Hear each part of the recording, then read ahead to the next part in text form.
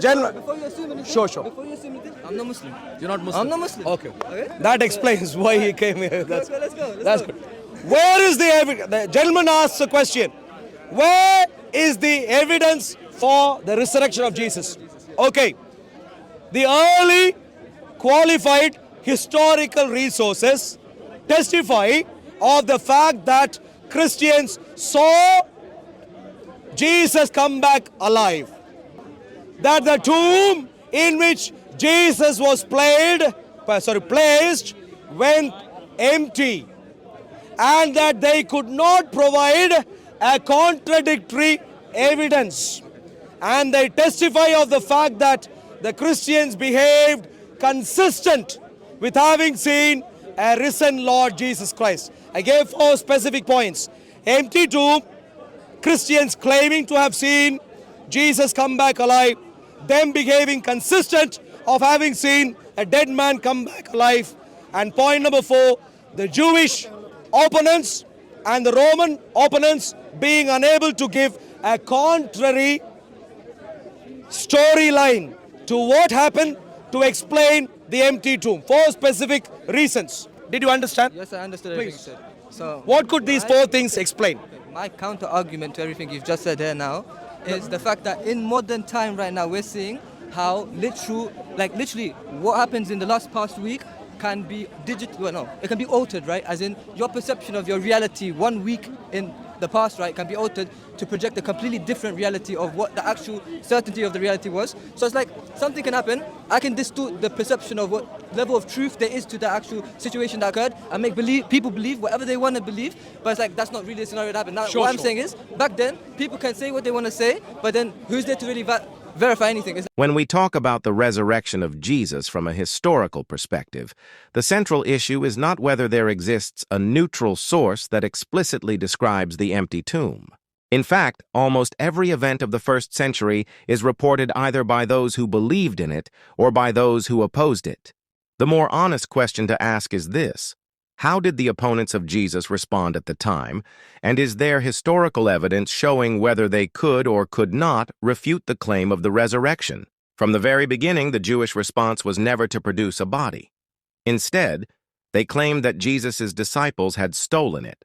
The Gospel of Matthew records this polemic, and centuries later we still find the same line of argument in the Jewish text, Toledat Yeshu. What this shows is that even from the fiercest opponents, the empty tomb was never denied. They did not display a corpse, they only tried to explain why the tomb was empty. In historical studies, this is called enemy attestation, when the testimony of opponents indirectly supports the very event under dispute. Outside of Christian tradition, we do not find lengthy narratives of the resurrection, but we do have important confirmations of the surrounding context. Josephus writes about Jesus being executed under Pontius Pilate, and even mentions James, the brother of Jesus.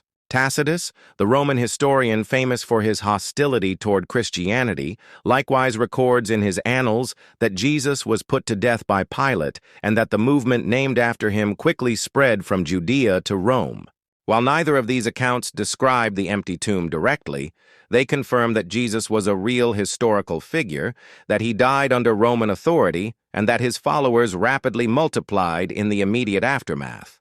This context is crucial. Jerusalem was the place where Jesus was crucified and buried. If his body had still been in the tomb, the Jewish or Roman authorities could simply have presented it to crush the movement at its very start. The fact that they never did, and instead advanced explanations that presupposed the absence of the body, demonstrates that the resurrection was not a story that could be so easily dismissed. Taken together, the earliest Christian tradition, the testimony of Jewish opponents, and the records of non-Christian historians like Josephus and Tacitus all point to one consistent picture. The empty tomb was never refuted by evidence of a body. What emerged instead was the rise of faith in Jesus' resurrection, right in the heart of Jerusalem, the very place where disproving it would have been easiest. From the standpoint of historiography, this makes the resurrection the most coherent and compelling explanation for the data we possess. Who's there to really verify anything? It's like, that can just... If you can rewrite the literal past week, how are you telling me they didn't just rewrite the entire history? All right. So I gave 4 specific points to believe in the resurrection of Jesus, and our lovely friend here has rebutted. I really appreciate. At the least, he's engaging in a conversation, unlike the Muslims. What does he say? He says, I heard. I'm reiterating loudly for everyone. What does he say? He says, reality could be altered. A perception could be provided in a manner that Jesus came back alive, so that people believed in a resurrection even though presumably it did not happen. Is the rebuttal offered? I'm going to ask our lovely friend a specific question. The specific question, please listen to me. I'm going to ask you a specific question. Sorry. I'm sorry. Go on. So the Roman political and military apparatus, please listen, the question is important. The Roman political and military apparatus was against the resurrection of Jesus. They did not like Jesus coming back alive.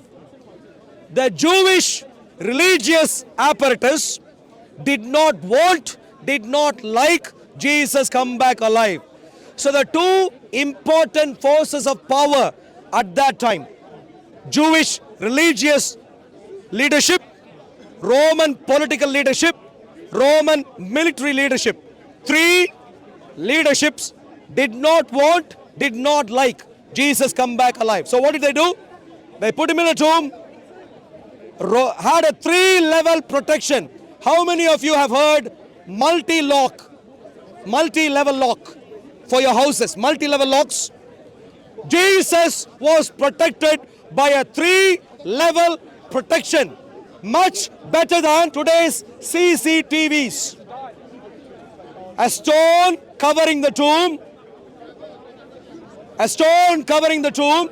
Point number 2, Roman soldiers on duty.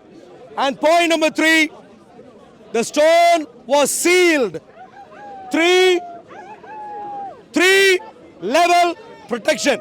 What could you do to go beyond a 3-level protection of very powerful entities who are watching, who did not want the tomb to go empty, and yet, one second, let me finish, and yet make the tomb go empty? What could make that happen? You're saying powerful entities. Are you referring to regular human beings? As in witnesses? Roman military. Okay. How many of you know about Roman military? Still, regular human being. Mortal by flesh, yes. Excuse me. Yes? Excuse me one second. Excuse me.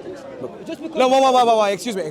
Look, if you're not going to use intellect and insight and knowledge of history, you won't progress. I'm using logic. If you know anything about Roman military, how many of you know anything about Roman military? Anyone? Even today's modern nations, some of the most powerful nations on the face of the earth, study from the Roman military apparatus. It was unprecedented, powerful. I am talking about Roman military. How can you make How can you make a tomb go empty when the Roman soldiers were watching? Please. Listen, he's speaking in the way that, you know what they used to say is, oh, the king and queen's blood is blue, so they're not human, so they're above us in terms of that mentality that they purport. But anyways, you fucking cut that Roman soldier, he's gonna bleed red blood the same as any other human being. So what are you trying to say that... Do you know anything about Roman military or not? My friend, yes I do, but I'm saying it's so... Tell me a few things. It's still a human being, no, logically, yes or no. How many of you... Excuse me. My God. Listen to this clown. I'm clown. He showed... No, wait a second. Excuse me, sir. Excuse me. He's making sense though. No. Do you know about Roman military? Yeah, obviously. Please tell me. What do you know about the strength of the Roman military apparatus? They were good, they were strong, yes, so. And he is saying they were mere human beings, you can cut blood from them. Can you imagine? What are you talking about, logic, my friend? Excuse me, sir. If you know... Are you saying they're better than humans? Okay, thank you very much. So, now moving on. The Roman army was known as one of the most disciplined and brutal forces of the ancient world. Historians like Polybius and Vegetius record that negligence on duty was no small matter. It could even result in execution. This makes the claim that Jesus' fearful, untrained disciples somehow overpowered or outmaneuvered Roman guards to steal his body a highly implausible story from a historical standpoint. The physical nature of the tomb itself strengthens this logic. First-century Palestinian archaeology, as described by Amos Kloner, shows that Jewish rock-cut tombs were typically sealed with massive disc-shaped stones set into grooves, weighing 1 to 2 tons. Moving such a stone would require several men and create considerable noise. With guards stationed nearby, the idea of a secret theft becomes almost absurd. The Gospel accounts align with this historical reality. Matthew reports that Jewish leaders asked Pilate to post guards at the tomb. When the body was gone, the explanation offered was not that the tomb remained sealed, but that the disciples had stolen the body while the guards slept. Yet this argument collapses under its own weight. If the guards were truly asleep, how could they possibly know who took the body? Ironically, this very accusation functions as indirect admission that the tomb was indeed empty. From the standpoint of historiography, this fits the category of enemy attestation, when an opponent, despite hostility, ends up confirming the basic facts of an event. The opponents of Jesus never produced a body. They only attempted to explain away the absence of one. And remember, all of this unfolded in Jerusalem, the very city where exposing a lie would have been simplest. If the body had been available, the authorities, both Jewish and Roman, had every reason to present it and silence the Christian movement before it ever began. The fact that no such evidence was ever offered, despite immense motivation, gives the claim of resurrection unexpected historical credibility. In the end, the presence of hardened Roman guards, the weight of the stone, and the failure of opponents to provide a body all converge into one powerful historical logic. The tomb of Jesus was truly empty. And in comparison, every alternative explanation falls short when weighed against the bold and enduring proclamation that he had risen.